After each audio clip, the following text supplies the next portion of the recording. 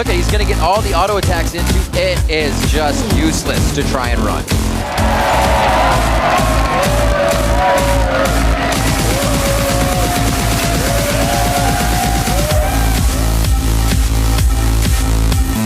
Gold card, damn it! Tail picks up, only Boy's alive.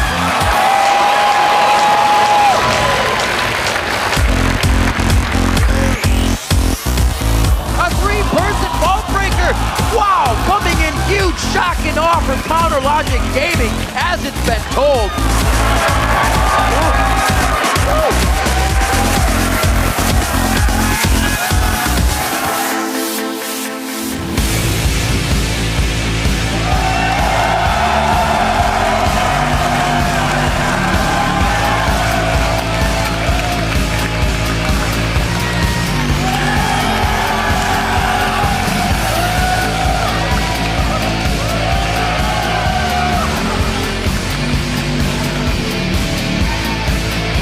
Welcome, ladies and gentlemen, to Day 2, Week 7 of the North American League Championship Series Summer Split.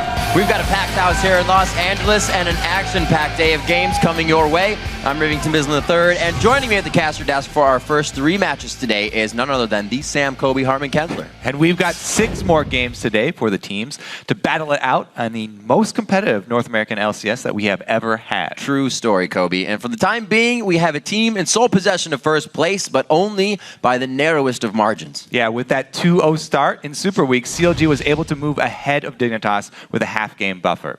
Each team is going to play 4 games this week, so first place is still hotly contested, especially since LMQ, TSM, Curse, and Evil Geniuses all play twice today. Yeah. So expect a lot more shakeups. A lot of them, indeed. One honor that won't be shared by anyone else, however, is going to CLG's Doublelift as of yesterday. Yeah, Doublelift became the first player in the North American LCS to rack up 500 career kills in regular season play, and he did it in 100 games exactly. Of course, he accepted the title of Mr. 500 with typical Doublelift modesty. Also congratulate you on your 500th regular season kill in 100 games. You're the first player in the North American LCS to do so. How does it feel? Oh boy! Cool. That's awesome. I'm the best. I already knew that. So humble. Oh. I already knew that. To give you something to compare that to, let's take a look at the North American LCS career kills leaderboard. Wild Turtle is in second, and he has 81 fewer kills in 15 fewer games. And of course, it was the most buzzed about play on Twitter with hashtag LCS Big Plays. Yeah, at CasherZ writes, Doublelift getting his 500th regular season kill, just 0.1 seconds left in the game. Absolutely phenomenal. Doublelift with your buzzer beater is number 1. Doublelift looking for his 12th kill, his 500th kill of the LCS. Looks like he's not going to get it. He'll have to wait for the next game. Sneaky. Oh! He gets it! He got it! At the buzzer! 500 kills for Doublelift. Wow! Gotta keep reaching for the stars. Aphromoo was sitting there in the binding with the hand raised from Braum. He was getting One ready. hit on that next but one. he's a good bro. Remember, don't be stingy. Share your favorite plays of the day by tweeting us at LOL Esports and using the hashtag LCS Big Plays. So here's now how the standings look through day 1 of Super Week. In first place, it's Counter Logic Gaming after their 2-0 start to Super Week. In second, it's Dignitas, followed by LMQ and TSM, who are tied for number 3. Then dropping to 5th place is Cloud9. And Curse holds 6th place by themselves, while Complexity and Evil Geniuses are once again tied for 7th. And here's a look at today's schedule. It's a big one. We will be kicking things off with Dignitas against Team Solo Mid. Then it's Complexity versus the Geniuses that are evil. After that, Xiao Xiao and LMQ will battle it out with Curse, followed by Evil Geniuses versus TSM, and Cloud9 taking on Curse. And then we will conclude our day with Counter Logic Gaming versus LMQ. So make sure you head over to lolesports.com, lock in the teams you're predicting to win today. Just click on schedule, select week 7, and start casting your votes. Also there, you can read up on all your favorite team, find stats, and rewatch every single game from this year. Or throw on your Teemo hat and join us here in the studio for an upcoming game day taping. Indeed. You can get your picture taken with the pros or cheer on your favorite team to victory. Just click on that tickets link for all the details. And first things first, let's head over to Twitter and share your thoughts on our question over the day. We want to know which NALCS team has improved the most since the beginning of the split and why. Show your work. It's a tough one, so give it a good think. Yeah, then just write us to @LO Esports and use that hashtag LCS so that we can find your answers in the digital ether. And be sure to show your work because the answers are due by the end of Game 3 for full credit. That's right. But now to preview today's action, let's send it over to Dash and Zyrene, who are joined by two very special guests. Thanks, Riv. Now we're gearing up for a huge first match. So to help us set the stage, we've got TSM's coach, Loco Doko, and Dig's coach, Skara. And guys, last time these two teams met, there was a lot of hype around it. So give me a little bit of a sense of what the behind the scenes was from the bowl bet of 2014. You want to open this off, Loco? No, you can start. Okay, well, pretty much Loco was saying that he thought he'd win the game, and I challenged him over Twitter to bet a bowl cut on it. And so what happened was, of course, we won because that's just what happened. And he had to go get a bowl cut. Unfortunately, I wasn't able to do it because I had to wake up like too early to do it. But I assumed he would get a bowl cut that would be legit. And so it just so happened that his bowl cut is not very well cut. Whoa, go okay. to say. So Bjergsen cut it, so what were you expecting? I came to the studio, I lost a bet, and I let the hair lady at it and Bjergsen at it, and they gave me this cut. So Right. Let's just say they were very generous with it. Yeah, they were very, very generous with it. All right. All right. Well, right now we're seeing a parity in the North American LCS that we haven't seen before. And Scar, I saw a tweet of yours yesterday where you were talking about all the top teams, all the teams in the LCS have strengths. Can you talk to me a little bit more about that? It's kind of just before, like at the start of the split, I was really worried for a lot of the bottom tier teams, and just in the mid tier teams as well. Like I wasn't really sure how they were going to improve and evolve with the split, but it seems like everyone has a good idea of how they want to play. And it wasn't like last season or seasons prior where everyone was like, wow, like chasing C9's coattails, so to speak. Like everyone was like, C9 has this kind of play style, like they do the rotation game really well, and let's try to learn how to out-rotate them. And that's like, no one beat them at their own game when they were playing it. And now everyone is trying to evolve and play the game at their own style, at their own pace. And it allows for different teams to have different strengths at different parts of the games.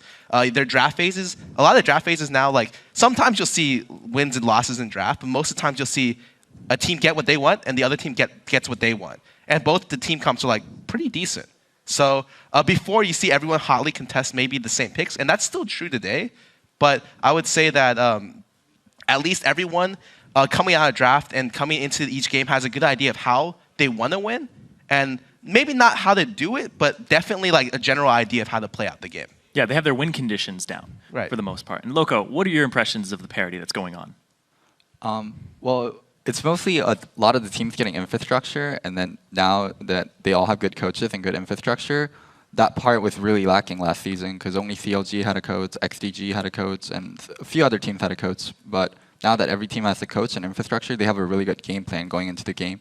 And mechanically, there isn't a huge disparity. And now that the infrastructure is caught up for all the teams, there's not that much, I guess, like skill difference overall. So the teams are really close in standings. All right, well, building on that idea of parity and strengths, I want to know specifically from the two of you which teams you view to be your greatest challengers or something that you need to overcome during the split. Scar, we'll start with you. That's an interesting one. I think that notoriously CLG has given us a lot of issues this split. A lot of times I feel like it's just our fault in that we tend to feel very pressured into doing something and then we do something really dumb. And so it's not so much that they win the game, it's that we let them win and we give it to them. Like we like just hand it to them on a plate. And so that's going to be something that we're going to try really hard not to do. And I think they are probably one of the hardest opponents we'll have this split. All right, Loco, thoughts on that as well? For us, it's mostly CLG and C9. Versus other teams, I feel like we have better late game decision making, and I don't feel pressure to put a team on a timer comp, like a team comp where if we don't win mid game, then we lose late game. Versus CLG and C9, I get really afraid if the game goes past 40 minutes, so we often play timer comps where if you can't end the game mid-game, then it goes bad for us.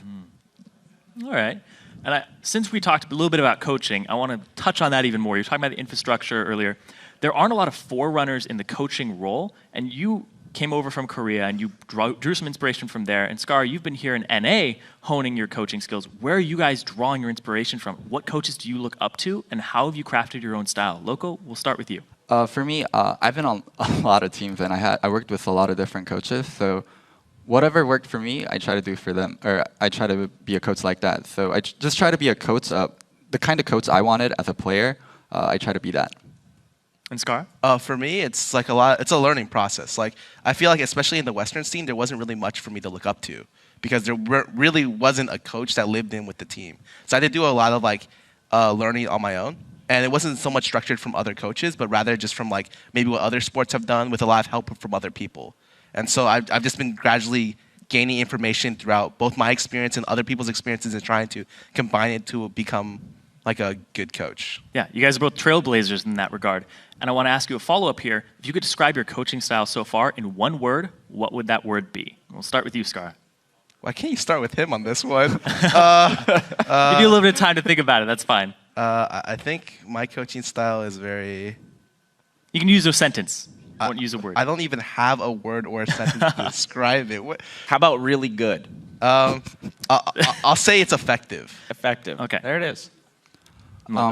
I would say personalized. I coach differently for all 5 of the players because they need different things.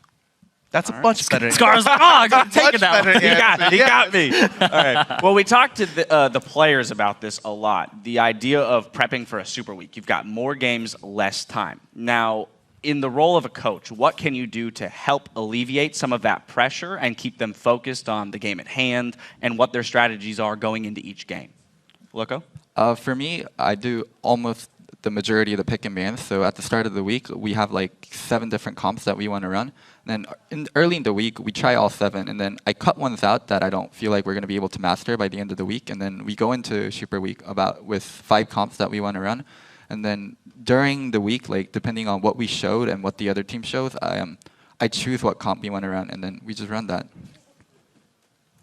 We do a little bit of a more flexible plan. We go into the week, again, with a bunch of different ideas. And we cut the ideas down as the game goes. I don't think we have as many built around comps as, let's say, 5 or their TSM has, but we have very specific general ideas on how to win the game with specific champions and specific shells. All right. Well, thank you both so much for your answers and for spending time on the desk with us. Good luck to your teams in the games coming up this weekend. We're going to jump into that first game, Dignitas versus TSM, after a quick break. So grab a snack, settle in for the day, and the North American LCS will be back after this.